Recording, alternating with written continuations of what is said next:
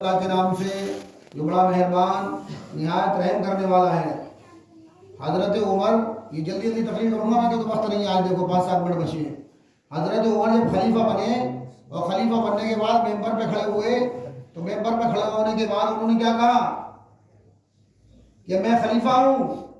کیا ہوں میں خلیفہ ہوں، اگر میں الٹا سیدھا کام کروں، دین میں کچھ آگے پیچھے کروں تو آپ لوگ کیا کرو گے؟ تو ایک دیہاتی آدمی پیچھے کھڑا ہوا جس پہ ٹوٹی ہوئی تلوار تھی، دیہاتی آدمی پیچھے کھڑا ہوا جس پہ ٹوٹی ہوئی تلوار تھی، اس نے کہا اس تلوار سے ہم تمہیں سیدھا کر دیں گے۔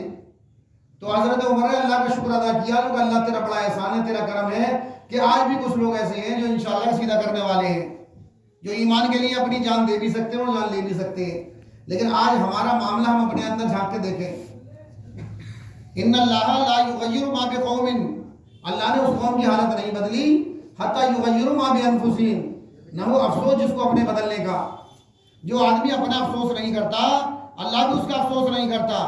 آج ہمارا کیا ہے، نماز پڑھ کے بھاگ جائیں گے، ہماری مسجدوں میں کچھ بھی ہوتا رہے کوئی فرق نہیں پڑتا، ہمارے مدرسوں میں کچھ بھی ہوتا رہے ہم پہ کوئی فرق نہیں پڑتا فرق، ہمارے محلے میں علاقے میں کچھ بھی ہوتا رہے ہم پہ کوئی فرق نہیں پڑتا۔ آپ نے پولیس والا دیکھا ہے؟ کوئی پولیس والا کھڑا ہو اور چوری ہو جائے علاقے میں تو لوگ کیا کہیں گے؟ اچھا سمجھیں گے اسے، کہیں گے بھائی یہ بہت غلط آدمی ہے، اس کی وجہ سے چوری ہوئی ہے نہیں ہے؟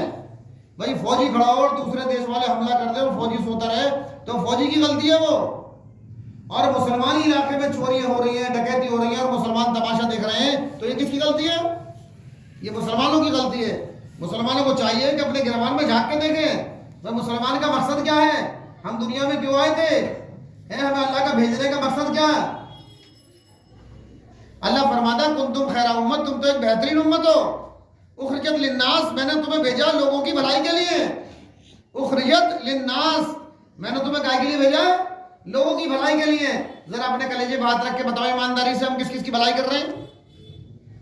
اپنا کھانا، اپنا کمانا، پیٹ بھرنا اور چلے جانا، اور تمہارا نہیں ہے، تم سے زیادہ استاد ہمیں۔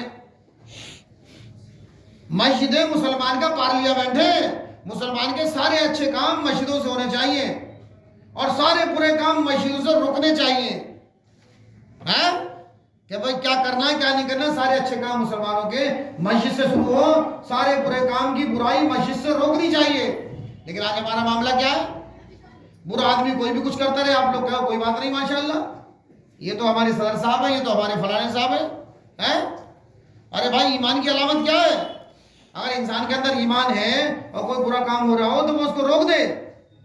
ایمان کی علامت یہ ہے کہ اگر کوئی آدمی برائی کر رہا ہے تو وہ اس کو طاقت سے روک دے، اور اس سے کم ایمان کیا ہے، کم سے کم اس کو زبان سے برا کہہ دے، اور آخری درجہ کیا ہے کہ دل میں برا سمجھ کے چلا جائے۔ تو یار اس آخری درجے سے بدتر ہم ہو گئے۔ آج کس قدر دیکھو مسلمانی علاقے میں خرافاتیں ہو رہی ہیں، نشہ بک رہا ہے تو مسلمانی علاقے میں بک رہا ہے، جس فروشی کا دھندا کوئی برداشت نہیں کر سکتا۔ میں کسی نوجوان سے کہوں کہ آپ ایسی لڑکی سے شادی کرو گے جو اپنا جسم بیچتی ہو، بتاؤ تم میں سے کون تیار ہوگا؟ کوئی تیار ہو جائے گا؟ کوئی تیار نہیں ہوگا۔ لیکن زیادہ تر یہ دھندا بڑھ رہا ہے تو بیوی کیسی ملے گی تمہیں؟ بتاؤ بھائی، راحت اندوری کا شعر ہے، لگے گی آگ تو آئیں گے کئی گھر زد میں، یہاں صرف میرا مکان تھوڑا ہی ہے، یہ سوچ کے مت رہو تمہارا بھی مکان ہے، اس میں آگ لگے گی تو جلو گے اس میں، کیوں بھائی جلو گے نہیں جلو گے؟ جو آگ میں پھنس گیا وہ جلے گا۔ تو بھائی اللہ تعالیٰ ہماری حفاظت فرمائے۔ میرے بھائی جاگو یار، 13 سال تمہیں سمجھاتے ہو گئے، تمہاری سمجھ میں نہیں آ رہا کسی کے؟ میں ایک شعر کہتا ہوں پھر وہ مجھے بھی خود اچھا نہیں لگتا، نہ فکر کوئی نہ جستجو ہے، نہ خواب کوئی نہ آرزو ہے، یہ شخص کب کا مر چکا ہے تو بے کفن پھر یہ لاش کیوں ہے؟ میں چلاتا رہوں گا تم سن کے چلے جاؤ گے۔ اگر میرا مقصد صرف پیسہ کمانا ہوتا تو 13 سال میں 6043 روپے، کسی مہینے میں 5000، کسی مہینے میں 7000، 5000 کا ایوریج ہے، 5000 روپے میں تم میں سے ایک بھی آدمی یہاں صرف پیچھے کھڑا ہو کے نماز پڑھنی ہے اسے اور مسجد کی صفائی کرنی ہے، کوئی تیار نہیں ہوا ہے؟ کوئی ایسا جو 1 سال صرف یہ نوکری کر کے دکھا دے، سارے پیسے اس کے مسجد کے، سارے پیسے اس کے، 1 سال تک صفائی کرنی ہے، اور کتنا بڑا کام ہے، کتنا ثواب کا کام مسجد کا، نہیں کر سکتے۔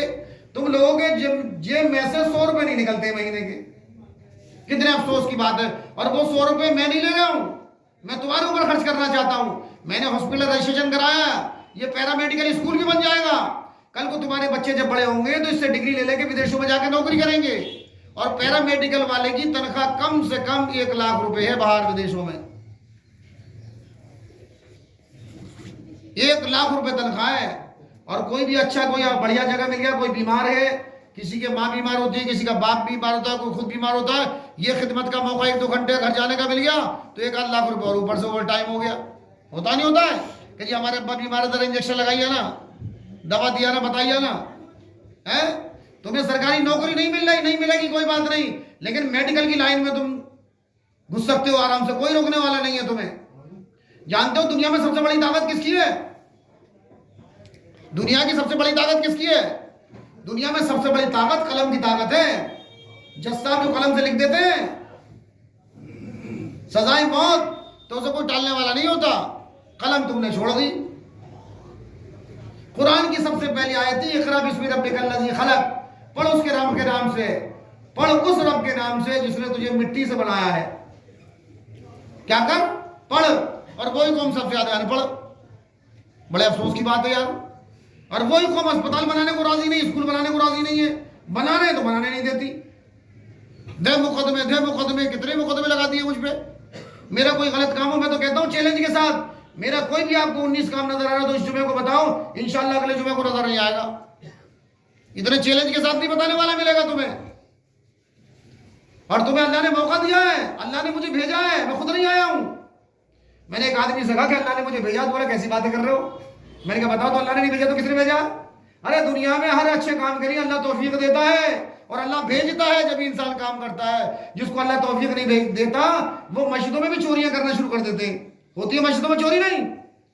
جسے اللہ توفیق نہیں دیتا تو دنیا کے ہر اچھی جگہ بھی برا کام کرے گا, اور جسے اللہ توفیق دے دے اس کے کہنے کیا ہے. میں پچھلے جمعے کو میری کورٹ میں تاریخ تھی 30 کورٹ میں, تو ایک لڑکا تھا بیچارہ جماعت میں سے آیا تھا, ماشاءاللہ اس کے منہ میں دل باغ پتہ نہیں کوئی سی چیز تھی جو منہ میں کھا رہا تھا, یہ انگلی لگائی اور پچکاری مار دی اس نے. پولیس والے نے بدتمیزی کری اس کے ساتھ. تو یہ تھا کہ وہ راستے پہ آ گیا, مجھ سے کہنے لگا دیکھو میں نے 5 ٹائم کی نماز پڑھنی شروع کری ہے, ماشاءاللہ اتنا نیک وہ یہ سوچ رہا تھا کہ یہ بڑے بھی ایسا ہی ہے, میں جو ایسے بیٹھا تھا جھکا ہوا, انہیں یہ بھی ایسے ہوں گے. تو مجھے تبلیغ کری, اس نے بڑا اچھا لگا, مجھے برا نہیں لگا, لیکن اس کی یہ عادت کہیں بھی تھوک دینا اس سے, تو یہ کیا عادت پڑ گئی ہے ہمیں, منہ میں دل باغ راج دربار. یہ ہمارا کام تھوڑا ہے میرے بھائی, یہ ہمارا کام ہے کیا؟ اور ہم کر کے آ رہے ہیں. دیکھو ہمارے کردار سے خوشبو آنی چاہیے لوگوں کو, ہمارے کردار سے خوشبو آنی چاہیے. ہم کس نبی کی امتی ہیں؟ دنیا میں ہر انسان جب پیسہ کماتا ہے تو سب سے پہلے وہ کام کرتا ہے کہ جس لائن کا وہ آدمی ہوتا ہے. مثال کے طور پہ چور اگر پیسہ کمائے گا تو وہ چوری کے نئے نئے پروگرام بنائے گا نہیں بنائے گا. دوستوں کا ٹکرا ہے, یار بڑا اچھا گھر ہاتھ لگاتا, بڑا اچھا کام کروں گا. کوئی شرابی اگر پیسہ کما لے گا تو شراب خرید کر آئے گا, کیوں نہیں کرے گا؟ کوئی آدمی کار کا بزنس کرتا ہے, اس کو اچھا پیسہ مل جائے تو وہ کار خرید کے رکھے گا بیچنے کے لیے, ایسے کرے گا نہیں. کوئی دیندار آدمی کو پیسہ مل جائے, تعلیم والے کو پیسہ مل جائے تو بڑا اسکول بنائے گا وہ انشاءاللہ. کسی ڈاکٹر پہ پیسہ آ جائے تو وہ اسپتال بنائے گا بڑا. لیکن پتہ نہیں, سمجھ نہیں آ رہا, نہ تو کوئی بنا رہے ہو نہ بنانے دے رہے ہو. یہ 100 روپے بڑے بھاری پڑ رہے ہیں تمہیں. میرے پاس ایسے ایسے لوگ آتے ہیں, اللہ کی قسم پوری رات روتا ہوں میں. ایک انسان سے میں نے کہا تھا ممبر بن جاؤ, اس میں 100 روپے مہینہ دیا کرو کہ انشاءاللہ کبھی پریشانی آئی تو جتنے ہمارے ممبر ہم مل کے تمہاری مدد کریں گے, فری تمہارا علاج کریں گے. اس انسان کو کینسر ہو گیا, مالدار آدمی ہے, پیسے والا, 1 منٹ میں 10-20 ہزار روپے خرچ کرنے والا بیوی بچوں کے اوپر. کینسر میں اس کو 50,000 روپے کا انجیکشن شروع ہوگا روز کا لگنا, روز 50,000 روپے جانے. میرے پاس رو رہا تھا کھڑا ہوا پیچھے گلی میں وہ آدمی, شاید سن بھی رہا ہو. روز 50,000 کا انجیکشن لگنا, بیوی بچے پریشان آ گئے. جب بیمار ہوتے ہو نا تنگ آ جاتے, بیوی چھوڑ کے چلی گئی. مکان بیوی کے نام کر رکھا تھا اس نے, دولت ساری. بچوں نے کہہ دیا اب تو تم بیمار زیادہ ہو, کیا کرو گے انجیکشن لگوا کے, مر جاؤ. نہ سمجھو گے تو مٹ جاؤ گے. ایمان والو, تمہاری داستان میں نہیں رہے گی داستانوں میں. اللہ تبارک و تعالی ہم سب کی حفاظت فرمائے. تھوڑے کہنے کو زیادہ سمجھو, کیوں جی, تھوڑے کہنے کو زیادہ سمجھو. کھول کھول کے بتاؤں گا تو بڑے شرم کی بات ہے یہ. نہ بیوی کام آئے گی نہ بچہ کام آئے گا. اگر مال ہے تمہارے پاس دنیا میں تو دنیا تمہاری بہتر ہو جائے گی. مسلمانوں کو گمراہ بھی کرا گیا کہ مال مت کماؤ, 4 دن کی زندگی ہے, 2 آرزو میں کٹ گئی, 2 انتظار میں کٹ جائے گی. مال مسلمان کو زیادہ کمانا چاہیے. اگر مال تمہارے پاس ہے تو تمہاری دنیا بہتر ہو جائے گی, اور اعمال اگر تمہارا اچھا ہے تو تمہاری آخرت بہتر ہو جائے گی. اللہ تبارک و تعالی حفاظت فرمائے. اور کہنے سننے سے زیادہ عمل کرنے کی توفیق نصیب فرمائے. آج میرے بھائی ٹھیک ہے انشاءاللہ کریں گے نہیں کریں گے انشاءاللہ.